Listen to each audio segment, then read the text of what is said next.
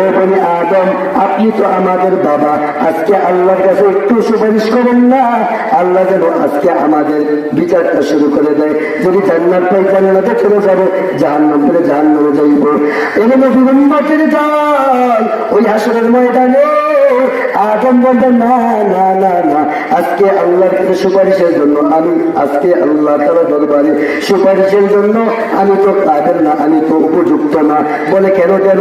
বলে আমি যদি সুপারিশ করতে যাই, আল্লাহ যদি জিজ্ঞেস করে, বলে আদম তাদের ব্যাপারে বিচার করা পরে হবে, আগে তোমার বিচারটা আগে দাও।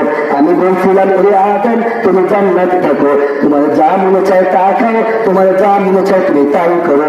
এই যে একটা গন্ধম গাছ, ওই গন্ধম গাছের কাছে তুমি যেও না, কেন গেছো? এটার জবাব আগে দাও। তাহলে আদম বলবে, আমি কবেন না, ওরে নবীর উম্মতের দল। এবার মানুষগুলো বলবে, ও বাবা আদম, বুঝতে পারলাম আপনি সুপারিশ করতে পারবেন না, বলেন না আমরা কার কাছে যাবো? আদম পয়গম্বর বলবেন, আজকে মনে হয় পয়গম্বর ইব্রাহিম খলিলুল্লাহ, যাকে যে আল্লাহর বন্ধু, এর নবীর উম্মত সমস্ত সন্তানগুলো ইব্রাহিম খলিলুল্লাহর কাছে যাবে, বলবে, ও ইব্রাহিম খলিলুল্লাহ, আপনি তো আল্লাহর একজন বন্ধু, আপনি আল্লাহকে বলেন না আল্লাহ যেন আজকে আমাদের বিচারটা শুরু করে দেয়। এর নবীর উম্মতের দল ইব্রাহিম খলিল বলবে, না না না না না না, আমি যদি আল্লাহ তাআলার কাছে যাই, আল্লাহ যদি কয়, ও ইব্রাহিম ওই বনি আদম সন্তানের ব্যাপারে পরে তুমি সুপারিশ করো, আগে তুমি তোমার জবাব দাও। সে তো তোমার স্ত্রী ছিল, তুমি তাকে বলছিলা কেন? সে তো তুমি তো বুদ্ধিগুলো ভাঙছিলা, তুমি কেন বলছিলা তোমাদের উপর বুদ্ধিটা ভাঙছে? তুমি তো অসুস্থ ছিল না, তুমি কেন বলছো অসুস্থ? এটার জবাব আগে দাও। এখানে বিভিন্ন ইব্রাহিম খলিলের কাছে আসবে না, ইব্রাহিম পয়গম্বরের কাছে বলবে, ও ইব্রাহিম খলিলুল্লাহ বলেন না আজকে এই হাসরের ময়দানে কার কাছে যাব? ইব্রাহিম খলিলুল্লাহ বলবে, আজকের এই হাসরের ময়দানে তোমরা মুসা কালিমুল্লাহর কাছে যাও, কারণ এই দুনিয়ার জমিনে মুসা কালিমুল্লাহ আল্লাহর সাথে কথা বলছেন। এর নবীর উম্মত সমস্ত সন্তানগুলো মুসা কালিমুল্লাহর কাছে রওনা। মুসা কালিমুল্লাহর কাছে বলবে, ও মুসা কালিমুল্লাহ, আপনি তো দুনিয়ার জমিনে আল্লাহর সাথে কথা বলছেন, আজকের এই হাসরের ময়দানে আপনি আল্লাহর কাছে একটু সুপারিশ করেন।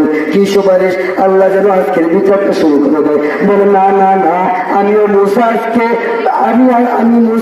আজকে ওই আল্লাহ তাআলার কাছে সুপারিশ করতে পারবো না।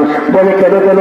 এ বাবা বুখারী শরীফের হাদিস, ওই মুসা কালিমুল্লাহ বলেন, আল্লাহ যদি জিজ্ঞেস করে, ও মুসা ওই বনি ইসরাইলের একটি আগে তুমি থাপ্পড় দিয়ে কেন মারছিলা, ওইটার বিচার আগে করি। এর নবীর উম্মত বাবা সবাই কোথায় গুছিয়ে গেলি? মুসা কালিমুল্লাহ পারল না। এবার বনি আদমগুলো, বনি সন্তানগুলো বলবে, ও মুসা কালিমুল্লাহ বলেন আমরা সর্বশেষ কার কাছে যাবো?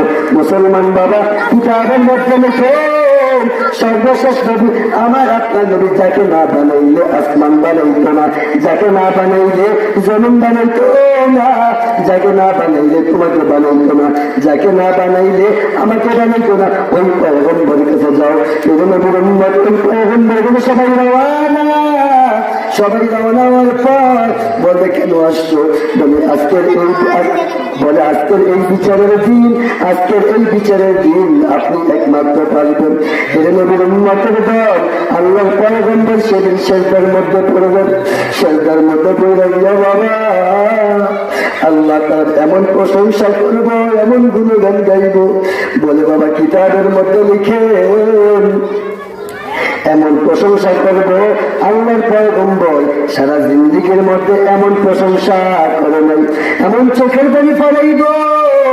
ওরা নবীর উম্মতের দল আল্লাহ তাআলা বলবে, ও মুহাম্মদ সাল্লাল্লাহু আলাইহি ওয়াসাল্লাম, ও নবী আমার, সারাটা জীবন আপনি কান্না করেছেন, সারাটা জিন্দেগি আপনি কান্না করেছেন, কবরের মধ্যে গিয়ে কাঁদছেন, ও নবী আমার আপনি আর কান্না করবেন না। নবী বলবো, আপনি কাকে কাকে বলেন? আমি আল্লাহ তাদেরকে ক্ষমা করে দেব।